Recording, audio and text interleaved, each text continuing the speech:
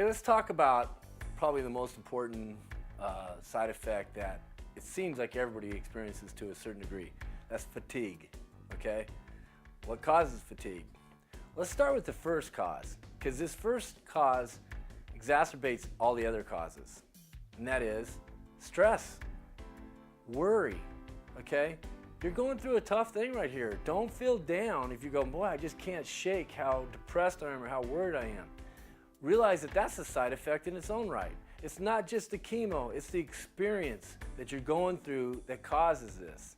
So, first of all, address it. Yes, I feel depressed. Yes, I am stressed. Teammates, suck it up. That's like a whistle blowing to call you off the bench. It's time to come help. Okay? Be there, be around them, help them. How do we do that? Well, first of all, they don't want to be alone. Shouldn't be alone. And then right when I say that, I remember sometimes they want to be alone. Listen to how they feel, okay? But when they call for help, they throw up the flag and say, I need some help. You need to be there. So anticipate fatigue. Anticipate it as your weekly schedule goes. Remember, you're getting to where you have a real practice of how you're taking on your week. I've got chemo on Tuesday, Monday. I want to be with my family and want to relax. Or I want to be alone and be quiet. Do what you're doing. Okay, focus on doing it. You get to do what you want to do. Should have done it our whole lives, but now you're really going to understand that you should be doing what you're supposed to be doing. Okay, so that's first of all. And communicate, I'm depressed. I'm down. Tell your doctor, I'm down, I'm depressed. Sometimes he has drugs that can help you with that because of what's causing the depression. Okay, sometimes he has people you can talk to. That's what us coach advocates are here for. Go online, chat. I'm really down today. And sometimes you just need a good joke. Sometimes you just need some more information to understand why you're feeling that way. Sometimes you just need to tell somebody, I'm down. Okay? This is something that causes fatigue. And it's also just the overall stress. You're going, boy, my whole life is in a tailspin. You start getting caught in this kind of a feeling. Well, that's okay. Admit it. Talk about it. You're not in a tailspin. This is going to be the greatest week you've lived so far. And you can look at me and say, shut up with that. I'm tired of hearing that. Well, maybe you are, but let's figure out why or how we can make it. How can we grab onto the fact that our body's fighting this cancer? How can we grab onto the fact that this doctor's doing a great job? How can we grab onto the fact that I'm finally getting to spend some time with my family? I'm finally getting to call the person I love. I'm finally reading the book I'm supposed to read. Get your mind, start turning that battleship around from being down to, I am going to experience this. I'm still on this earth. I still have a life to live. My personal belief is you're still here for a purpose, and this purpose is important. You know, I like to say, time's relative, and get into the whole science of time's relative. It is. This 7 or 8 weeks you go through chemo, or 6 weeks you go through chemo, can be as important as a whole other time of your life. The 7, 8 weeks after, the 10 weeks after, this is an important part of your life. It really is. Okay? So, address fatigue first and foremost of what is exacerbating the fatigue you have. Now, there's also physical reasons why you're feeling fatigued. You got a battle going on inside of you, okay? A battle you're winning. But either way, it's tiring, okay? That can be a reason. There's many other reasons for fatigue. So let me go over a few just so you can kind of get them into your head so you can spot them. One reason for fatigue that we talked about earlier is anemia, okay? When your blood count's low, it can cause you to be tired. It's nice to know that because you feel tired and you go, boy, I'm just feeling so beat. I can't believe how much this is beating me up. It's beating you up because the cancer is getting its tail whooped. That's what you want to remember.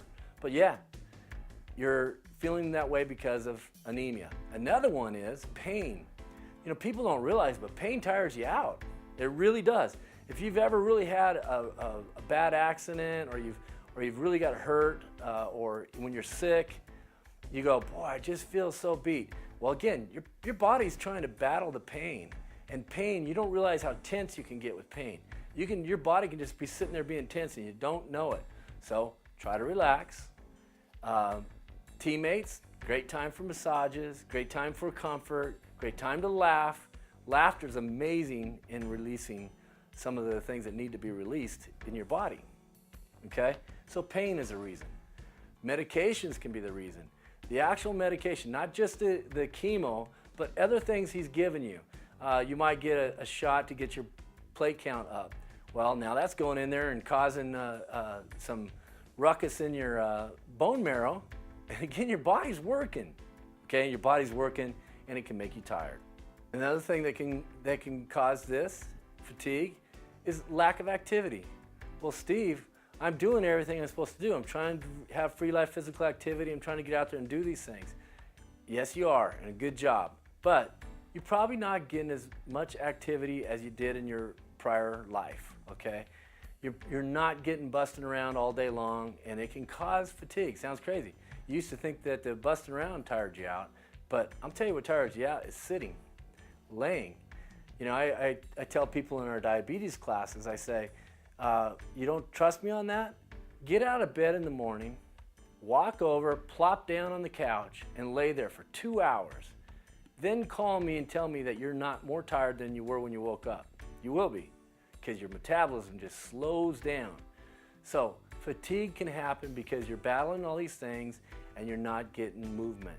So we got to move. We have to force ourselves to move. We have to find secret ways to force ourselves to move. Some people, it's just walking their dog.